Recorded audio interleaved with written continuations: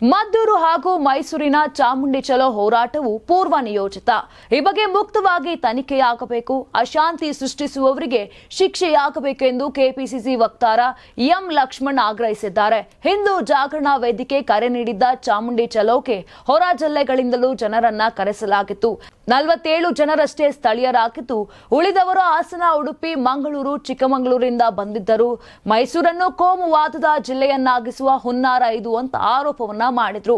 ಇನ್ನು ಮಾಜಿ ಸಂಸದ ಪ್ರತಾಪ್ ಸಿಂಹ ಸೂಕ್ಷ್ಮ ಪ್ರದೇಶದಲ್ಲಿ ಪತ್ರಿಕಾ ಹೇಳಿಕೆ ನೀಡುವ ಅಗತ್ಯವೇನಿತ್ತು? ಅಲ್ಲಿ ಪತ್ರಕರ್ತರೊಬ್ಬರನ್ನ ಏಕವಚನದಲ್ಲಿ ನಿಂದಿಸಿದ್ದು, ಅವರ ವಿರುದ್ಧ ಕ್ರಿಮಿನಲ್ ಪ್ರಕರಣ ದಾಖಲಿಸಬೇಕು ಅಂತ ಒತ್ತಾಯಿಸಿದ್ರು.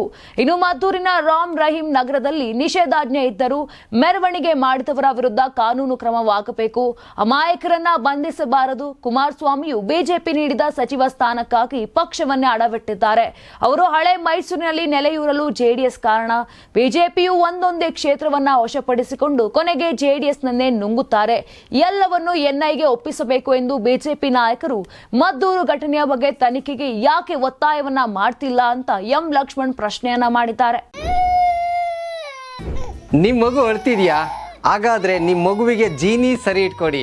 ಯಾಕಂದ್ರೆ ಜೀನಿ ಸರಿ ಇಟ್ಟು ನಿಮ್ಮ ಮಗುವಿಗೆ 100% ಸರಿಯಾದ ಆಹಾರ. ನಿಮ್ಮ ಮಗು ನೆಮ್ಮದಿಯಾಗಿ ನಿದ್ದೆ ಮಾಡಬೇಕಾ, ದಷ್ಟಪುಷ್ಟವಾಗಿ ಬೆಳಿಬೇಕಾ? ಹಾಗಾದ್ರೆ ಜೀನಿ ಸರಿ ಇಟ್ಟು ಕೊಡಿ. ಎಲ್ಲಾ ಮೆಡಿಕಲ್ ಶಾಪ್ಗಳು, ದಿನಸಿ ಅಂಗಡಿಗಳು, ಸೂಪರ್ ಮಾರ್ಕೆಟ್ಗಳಲ್ಲಿ ಲಭ್ಯ. Karibasaveshwara agri India private limited ರವರ ನಂಬರ್ 1 ಸ್ಪ್ರಿಂಕ್ಲರ್ ಪೈಪ್.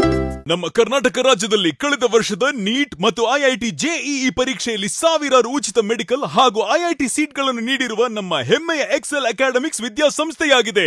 1 ವರ್ಷದ ಲಾಂಗ್ ಟರ್ಮ್ ನೀಟ್, ಸಿಇಟಿ ಮತ್ತು ಐಐಟಿ ಜೆಇಇ ದಾಖಲಾತಿ ಪ್ರಾರಂಭವಾಗಿದೆ. ಮೆಡಿಕಲ್ ಅಂದರೆ ಎಕ್ಸೆಲ್, ಎಕ್ಸೆಲ್ ಅಂದರೆ ಮೆಡಿಕಲ್.